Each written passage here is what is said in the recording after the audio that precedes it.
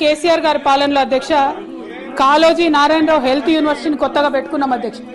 అట్లానే కొండా Laxman Bapuji horticulture university పెట్టుకున్నాం అధ్యక్ష. మహిళా విశ్వవిద్యాలయం పెట్టుకున్నాం అధ్యక్ష. ఫారెస్ట్ యూనివర్సిటీ పెట్టుకున్నాం అధ్యక్ష. ప్రొఫెసర్ జయశంకర్ అగ్రికల్చర్ యూనివర్సిటీని పెట్టుకున్నాం అధ్యక్ష. అధ్యక్ష రాష్ట్ర వ్యాప్తంగా కొత్తగా 17 డిగ్రీ కాలేజీలు ఏర్పాటు చేసినాం అధ్యక్ష. అధ్యక్ష ఒకటే అంశం అధ్యక్ష, ఎస్టీ ఆడబిడ్డలకు జిల్లా హెడ్ క్వార్టర్లలో రూమ్లు ఇస్తలేరంటే కేసీఆర్ గారు ఒక నిమిషంలో మా వాళ్ళు వెళ్ళి చెప్తే అధ్యక్ష, ఎమ్మెల్యేలు రిక్వెస్ట్ చేస్తే 31 డిగ్రీ కాలేజీలు విత్ హాస్టల్స్ ఇచ్చినారు అధ్యక్ష ఆడపిల్లల కోసం. అంటే ఎక్కడ మేము ఆలోచించలే, విద్య మీద పెట్టేటటువంటి డబ్బు వ్యర్థమని ఆలోచించలే. 8%, 5%, 3% కొలమానం పెట్టుకోలే. ఫుడ్ పెట్టే విషయంలో కూడా పెట్టుకోలేదు అధ్యక్ష.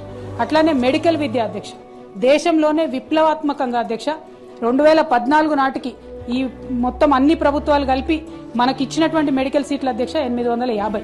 కానీ కేవలం ఈ 10 సంవత్సరాలలో 3751కి ఆ మెడికల్ సీట్లను పెంచుకున్నాం అధ్యక్ష.